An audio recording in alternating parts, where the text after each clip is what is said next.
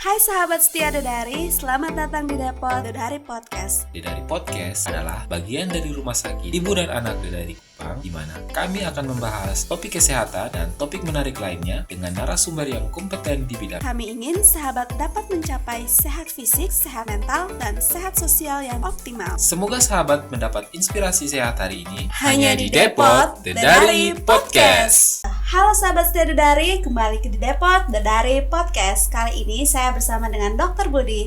Halo dokter, apa kabar? Baik, gimana kabarnya juga kak? Kabar saya juga baik dokter. Nah, sebelum kita memulai podcast hari ini, mungkin dokter bisa memperkenalkan diri untuk sahabat setia Dedari yang di rumah. Baik, ya jadi nama saya adalah Budi Yulianto Sarim.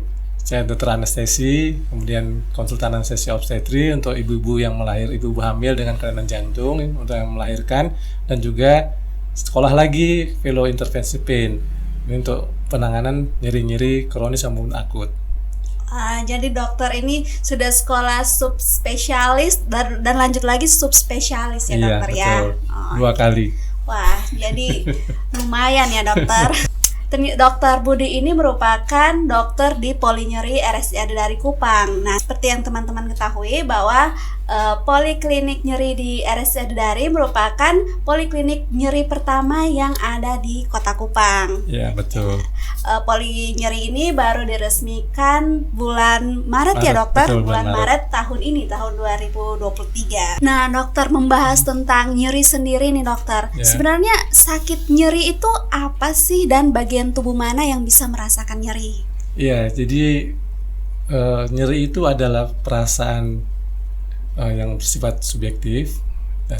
Tentunya antara satu orang berbeda dengan yang lain, dan itu terjadi karena adanya potensial kerusakan jaringan atau sudah terjadi kerusakan jaringan. Jadi perasaan yang tidak menyenangkan yang timbul pada seseorang dan bersifat subjektif tentunya. Setiap orang nggak sama ambang nyerinya. Ada yang ambang nyerinya rendah, ada yang ambang nyerinya tinggi. Sehingga kadang orang masih bisa jalan-jalan udah nyeri luar biasa. Ada yang baru nyeri sedikit udah terbaring di tempat tidur. Jadi perasaan yang tidak menyenangkan itu, yang tidak menyenangkan dan itu bersifat subjektif, terjadi karena adanya kerusakan jaringan atau potensial terjadi kerusakan jaringan. Oh iya. Ya. Kalau bagian tubuh mana sih dokter yang bisa merasakan nyeri ini? Tentunya seluruh bagian tubuh kita dari ujung kepala dan ujung kaki, karena di situ semua ada saraf ya. Rambut dicabut sakit. Iya betul sekali, rambut kalau dicabut sakit. Kuku pun sakit, kalau kena bentur juga sakit. Jadi artinya dari ujung kepala sampai ujung kaki tubuh kita bisa mengalami nyeri. Oh iya, jadi semua bagian tubuh ya dokter. Betul. Oke. Nah kalau nyeri sendiri itu ada berbagai macam kan dokter? Kira-kira apa saja sih jenis-jenis nyerinya? Secara garis besar kita bagi nyeri akut dan nyeri kronis. Yang nyeri akut itu sifatnya baru atau baru terjadi, dan nyeri kronis itu nyeri yang terjadi pada pasien-pasien seperti pasien-pasien kanker itu yang sudah bersifat lama, ataupun nyeri yang tidak diobati dengan baik pada nyeri-nyeri akut, misalkan pada pasien-pasien post operasi habis operasi melahirkan, kita tidak bisa menangani dengan baik rasa nyeri pada pasien, bisa menimbulkan nyeri kronis pada tubuh pasien itu. Oh, nyeri akut dan nyeri kronis ya. Iya. Kalau kayak durasi waktunya bedanya kalau akut itu sampai 2 minggu, dari mulai 0 sampai 2 minggu. Setelah di atas 2 minggu bisa dikatakan nyeri kronis, atau bahkan ada yang katakan 2 bulan. Ya, ada yang katakan 2 bulan, ada 2 minggu. Tergantung kita memandangnya bagaimana. Baik dokter, apa yang terjadi jika rasa nyeri yang kita alami itu tidak ditangani dengan baik? Jadi kalau seseorang menderita nyeri akut ya, katakan awalnya nyeri akut, kalau kita tidak tangani dengan baik, dia akan jatuh ke dalam nyeri kronis. Nyeri kronis itu dia efeknya banyak itu. Kadang kita sentuh aja bagian itu nyerinya luar biasa dia. Saya kan tidak apa-apa ya kalau misalnya di bagian lain kita sentuh udah rasanya nyeri sekali. Atau di mindsetnya dia sudah nyeri sehingga apapun dilakukan dia nyeri gitu. Mensugesti diri sendiri. Iya, jadi artinya di tubuhnya misalkan nyeri di kaki sebelah kanan. Awalnya mungkin tidak dirasakan, kemudian dibiarkan, akhirnya dia jatuh ke dalam nyeri kronis sehingga tidur miring ke kiri terus, karena kanan sakit toh. Terus akan begitu kita balikkan ke sebelah kanan, nyeri ini sakit sekali gitu. Jadi artinya kalau nggak tangani dengan baik akan seperti itu. akan terus-menerus Iya, dirasakan ya iya. dokter. Kalau pengalaman dokter sendiri berpraktik sebagai dokter spesialis nyeri di RSUD Dari nih dokter. Nah, nyeri seperti apa sih yang sering dialami oleh pasien? Ya, jadi yang selama ini dari ya artinya baru berumur 7 bulan ya. Ya. Poliklinik nyeri itu 7 bulan. Kalau bayi itu masih belum bisa mandiri. Masih belum bisa makan makanan tambahan, masih minum susu aja. Sebenarnya cukup banyak juga yang datang dengan keluhan terutama lutut. Nyeri lutut. Ya, nyeri lutut, kemudian di pinggang, kemudian bahu, dan juga nyeri kepala. Nyeri kepala. Iya, nyeri kepala itu ada juga yang setelah operasi dia mengalami nyeri kepala. Gitu. Oke, nah nyeri yang dirasakan sama pasien itu dokter, bagaimana penanganannya? Ya, jadi secara umum kalau seseorang nyeri itu kita bisa berikan terapi obat-obatan terlebih dulu, ya, obat-obatan minum, ya. Banyak kan macamnya. Mungkin kalau yang di pasaran itu kan Panadol sudah lupa tuh sampai gitu, iklannya sudah lupa tuh, atau pancen oye, Oskadon pancen oye. Ya, jadi itu bisa juga dengan di hipnoterapi. Oh, Ya, dengan musik, dengan itu bisa. Kalau dengan itu tidak bisa, mungkin dengan di fisioterapi, dipanaskan. Kalau dengan itu tidak bisa, baru kita lakukan tindakan intervensi. Ya. tindakan intervensi apa sih dokter yang biasa dokter lakukan, berikan kepada pasien? Iya, jadi kapan kita lakukan tindakan intervensi? Jadi pada pasien-pasien yang pertama sudah minum obat cukup lama. Ya. Yang kedua, dia sudah minum obat tetapi menimbulkan efek samping. Mungkin dia minum obat 3 kali tapi sudah efek samping, dia nggak kuat mual muntah, atau mungkin dia alergi obat-obatan tertentu sehingga nggak bisa minum obat. Itu pilihannya di situ. Jadi pada tindakan intervensi ini adalah suatu tindakan minimal invasif yang dilakukan pada seseorang dengan menggunakan bantuan USG. Ya, jadi dengan bantuan alat yang ada di polinya ada bantuan alat USG. Ada juga dengan menggunakan alat bantu ronsen yang kita katakan siam, sehingga pasiennya setelah lakukan tindakan intervensi tunggu beberapa saat, kita observasi, monitor pasien baik, bisa pulang, nggak perlu opname. Oh ya, jadi penanganan kalau di polinyeri itu ada hipnoterapi, ada suntikan dan juga pemberian obat-obatan ya dokter. Iya. Nah, misalnya kalau rasa nyeri yang kita alami terus sudah diberikan tindakan nih dokter, tapi dia muncul kembali, apa yang bisa kita lakukan biar tidak muncul kembali rasa nyeri ini? Jadi apa yang dilakukan di polinyeri ini adalah terapi regenerasi ya. Regenerasi artinya kita memperkuat bagian otot-otot tubuh ataupun bagian tubuh yang mengalami kelemahan itu. Tentunya kita cari dulu. Kalau penyebabnya itu dia pada seseorang yang salah posisi ya, misalkan sering main HP dengan posisi miring aja terus, atau posisinya nunduk begini terus, itu kan juga akan menimbulkan nyeri. Nah itu kalau tidak diperbaiki percuma. Jadi kita perlu kooperatif dari pasien juga, kerjasama dari pasien juga, bahwa ini membantu, tetapi juga pasien juga harus membantu kami. Kalau dia keakibatnya karena salah posisi, harus mau merubah posisinya yang salah itu. Ya dikurangilah main HP-nya, dikurangilah mungkin miringnya itu sambil main HP mungkin dengan posisi berbeda sehingga tidak timbul lagi nyeri itu. Oke, jadi harus ada kerjasama. Betul, ya. Pasien harus mematuhi anjuran dan saran-saran dari dokter. Betul, ya. Nah dokter, kalau USG ini kan biasa orang secara umum nih orang pikirnya hanya untuk ibu hamil saja, tapi ternyata kalau untuk nyeri itu pakai USG juga. Betul. Ya dokter. Kalau zaman dulu memang hanya keperluannya untuk orang ibu wanita hamil ya. Tapi sekarang dengan kemajuan teknologi, dengan bantuan alat USG itulah kita menentukan lokasi nyerinya di mana. Kemudian dengan bantuan USG itu juga kita bisa melihat jaringan sekitarnya itu bagaimana kondisinya. Kemudian dengan bantuan USG juga itu kita memasukkan obat-obatan di tempat yang nyeri itu, sehingga lebih efektif obat-obatan yang kita berikan dan lebih efisien, tidak perlu dosis besar dan lebih langsung tertuju pada tempat nyerinya itu.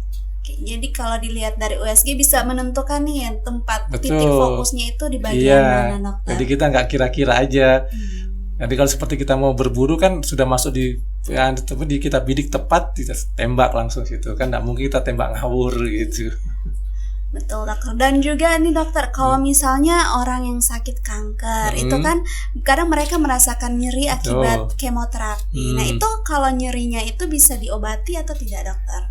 Bisa. Jadi sebetulnya modalitas nyeri itu cukup banyak ya untuk penanganan itu. Beberapa pasien yang salah kerjakan di tempat lain itu ada pasien yang dengan serviks itu kanker rahim yang sudah stadium lanjut, keluhan nyerinya itu di tulang belakang biasanya, itu ya menolong pasiennya setelah saya lakukan tindak intervensi bisa jalan, walaupun saya nggak menyembuhkan pas sakitnya ya. Saya tidak menyembuhkan penyebabnya. Saya ulang-ulang saya katakan pada pasien kanker, saya tidak menyembuhkan penyebab kankernya. Yang saya sembuhkan adalah nyerinya. Ya, sehingga dengan hilang rasa nyerinya, kualitas hidup pasien membaik. Ya, betul sekali. Bisa aktivitas, yang terutama bisa berdoa. Dan bisa menyiapkan dirinya untuk menghadap Yang Maha Kuasa. Gitu. Jadi nyeri kanker itu kadang kan mengganggu. Betul, ya. Jadi iya. bisa dikurangi keadaan penderitaan pasien ini dengan intervensi dari nyerinya tersebut ya, dokter. Nah, kalau selain di dalam di polinyeri sendiri, dokter, selain suntikan, obat dan hipnoterapi, apakah ada tindakan-tindakan lain yang bisa dilakukan untuk mengurangi nyeri? Ya, selama ini itu yang saya lakukan ya. Kalau saya lakukan adalah memang bukan sebenarnya hipnoterapi saya nggak bisa lakukan, tapi dengan kita kita suggest pasien, kita komunikasi dengan baik, otomatis pasien terhibur lah gitu. Bagaimana caranya menyenangkan hati pasien yang orang nyeri itu kan tidak senang hatinya kan. Hatinya pasti susah, kadang jengkel, gimana? Mengganggu produktivitas sehari-hari. Gitu. Nah, dokter, mitos atau fakta sih, dokter, mandi di malam hari itu dapat menyebabkan nyeri sendi? Itu mitos itu. Soalnya kan banyak orang bilang jangan mandi malam-malam, nanti rematik, nanti sakit, pegalinu, segala macam. Sebenarnya apakah betul? Nggak betul. Tidak jadi betul. Jadi tidak boleh berarti mandi malam hari. Siapa yang ngelarang? Nanti katanya bilang asam-asam begitu. Kalau orang Kupang bilang asam-asam badan. Betulnya sih bukan begitu ya, karena ya kalau mungkin mandi malam hari kita lihat juga kalau itu mungkin dengan air hangat ya kan, sehingga kondisi kita nggak terlalu drop. Sebetulnya membuat asam-asam itu kan karena kondisi fisik kita yang turun, karena terlalu dingin airnya mungkin, atau suhu terlalu dingin mungkin pada waktu musim-musim dingin di kota Kupang kan, seperti di bulan Juli atau bulan Agustus kan musim dingin sekali. Iya, betul. Kita mandi dengan air dingin itu pasti menggigil begini, kedinginan, dan kedinginan itu kadang-kadang membuat tubuh kita sendiri drop. Itu mungkin disiasati dengan mandi air hangat. Itu sebetulnya nggak apa-apa. Iya, jadi bukan fakta bahwa mandi malam hari menyebabkan rematik, enggak juga. Karena rematik itu semua orang bisa mengalami, itu memang penyakit degeneratif. Kalau orang sudah menjadi tua pasti terjadi penyakit degeneratif dan salah satunya rematik gitu.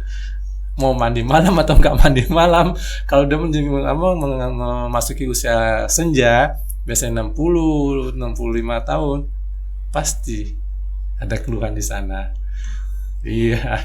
Itu dia sahabat Bidadari. Jadi kalau mandi malam itu tidak menyebabkan seseorang mengalami nyeri sendi ya. Nah, dokter, bulan Oktober yang lalu nih, RSUD dari Kupang dan Poliklinik Nyeri itu kan melakukan bakti sosial yang pertama kalinya ada. Nah, bagaimana antusias pasien dalam mengikuti poli nyeri yang sudah dokter lakukan ini? Jadi saya lihat sih antusiasnya cukup baik ya. Kalau nggak di stop mungkin kewalahan. Kalau panitia nggak stop mungkin kewalahan gitu. Yang daftar cukup baik, dan bahkan ada dari luar pulau datang kemari, luar kota juga datang kemari untuk mendapatkan pelayanan kami saat itu. Dan responnya cukup bagus mereka, artinya mereka cukup senang dengan apa yang kita lakukan sehingga mereka tertolong gitu. Dan tentunya bebas nyeri adalah hak semua warga. Ya, betul sekali. Dan saya dapat informasi nih dokter kalau pasien-pasien yang mendaftar itu bukan hanya dari Kota Kupang, tapi dari ada Kabupaten Kupang dan Kabupaten TTS sendiri. Sama di Pulau Alor juga ada. Wah, dari ke Kabupaten Alor ya. Jadi lumayan banyak ternyata beragam asal daerah pasiennya, pasien baksosnya ini. Nah, rencana selanjutnya ke depan bagaimana dokter? Ya, rencana ke depan ya tetap saya akan berusaha mengembangkan polinyeri ini. Tujuan saya adalah untuk penanganan nyeri di Kota Kupang, sehingga membantu masyarakat Kota Kupang untuk mengalami bebas nyeri. Ya, namanya upaya tetap kita harus lakukan. Ya, harapannya adalah bisa di cover oleh BPJS, itu harapannya. Karena selama ini masih pasien-pasien umum. Dan ke depan mungkin 1-2 minggu saya akan lakukan baksos juga di gereja.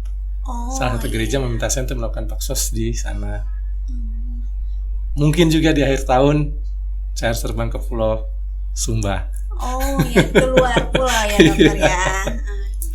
Nah dokter, bagaimana kalau pasien yang merasakan nyeri itu ingin berobat ke rumah sakit Dedari dokter? Iya, jadi kalau sahabat Dedari ada yang mengalami keluhan nyeri, bisa kontak ke kontak nomor di Dedari, bagian registrasi, bagian registrasi atau bagian marketing, nanti akan diregistrasi di sana. Dan memang sampai saat ini baru kami layani sebagai pasien umum. Jadi harganya pun tidak usah khawatir, masih ada harga promo ya dokter, masih terjangkau, masih terjangkau di kantong masyarakat Kota Kupang saya rasa. Kalau dibandingkan tempat lain ya janganlah dibandingkan, karena keadaan ekonomi berbeda setiap daerah. Jadi kami juga menyesuaikan supaya tujuannya adalah keberadaan polinyeri Dedari bermanfaat bagi Kota Kupang, bermanfaat bagi masyarakat Kota Kupang untuk merasakan bebas nyeri. Gitu. Ya. Oke, baik sahabat setia Dedari, kalau mau datang ke polinyeri RSUD Dedari, Dr. Budi berpraktek setiap hari Senin sampai Sabtu jam 5 sore sampai jam 7 malam. Terima kasih Dr. Budi sudah mampir di Depot kali ini ya dokter. Banyak sekali insight baru yang saya dan sahabat setia Dedari dapatkan dari obrolan kita hari ini dokter. Semoga kita semua sehat selalu. Sampai bertemu di lain waktu untuk membahas isu-isu kesehatan lainnya. Salam Dedari. Terima kasih dokter. Terima kasih semua. Salam sehat semua.